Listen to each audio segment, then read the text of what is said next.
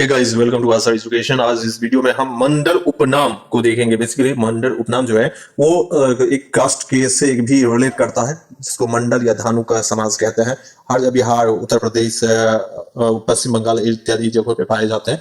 लेकिन जो मंडल आयोग बना था और भारत में मंडल उपनाम को लेकर जो है हम यूनाइट कर सकते हैं। मंडल उपनाम के ऊपर जो है आपस में सनातन परंपरा के लोग यूनाइट हो सकते हैं। किन प्रकार से यूनाइट हो सकते हैं इस वीडियो में हम देखते हैं। बेसिकली देखिए, मंडल जो है एक सरनेम है, उपनाम है, और जो मंडला से आया है या संस्कृत शब्द मंडल है, जो आप पुराणों में और वेदों में मंडल की व्याख्या आप लोगों को मिलता होगा।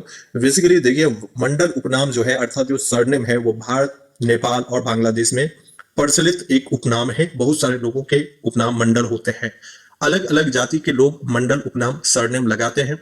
मंडल शब्द के संदर्भ के आधार पर विभिन्न अर्थ निकलता है, जैसे कि वृत्त, जैसे कि ओरवा, जैसे डेस्क या वलय, गोला, ग्लोब, कक्षा, प्रांत, संयोजन या क्षेत्र इत्यादि जगहों को, या कुछ जो पौराणिक आधार पे हम देखें तो वहां से भी एक अर्थ निकलता है जिसको मंडल कहा जाता है।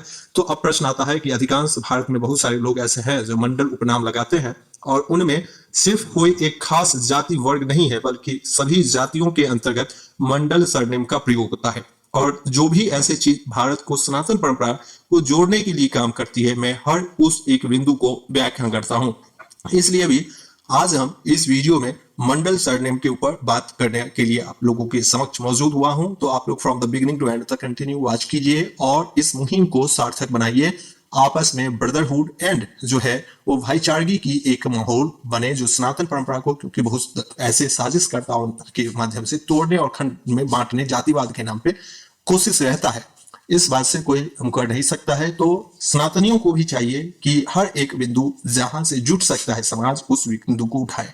आप लोगों को मालूम होगा, कास्ट सिस्टम सिर्फ सनातन धर्म में नहीं है, सभी धर्मों में कास्ट सिस्टम है। एशिया में बहुत सारे ऐसे जो प्रांत हैं, जगह है, वहां पे एशिया में, पूरे एशियन यदि कंट्री में हम देखें तो अधिकांश जगहों पे कास्ट सिस्टम चलता है। लेकिन कुछ जो रूढ़िवादी विचारधारा है वो इसे सनातन धर्म के साथ जोड़कर देखते हैं, जो कि बिल्कुल गलत है।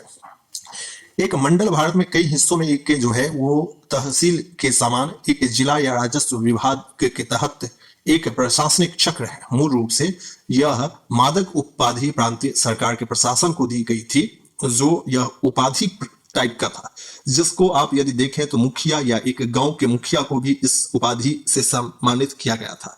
कभी कभी पदनाम का अर्थ उस व्यक्ति का होता है जो जमींदार के रूप में प्रयुक्त होते हैं, उन्हें भी इस पदनाम से नवाजा जाता था। बंगाल में मोंडल या मंडल उपनाम जो है वैश्य, शाह, गठवनिया, कायस्थ, महर्षि, महिषा, सदगोप, सुवर्ण, वणिक, तिली, उग्र क्षत्रिय और अनुसूचित जातियों में भी पाया जाता है।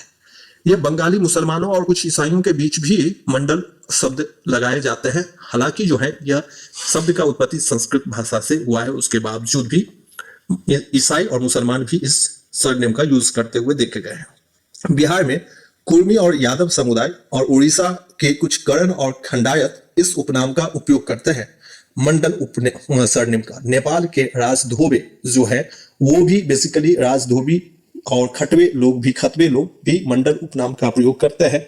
वहीं पे महराल या मंडल भी एक जाट वंश का उपनाम भी है।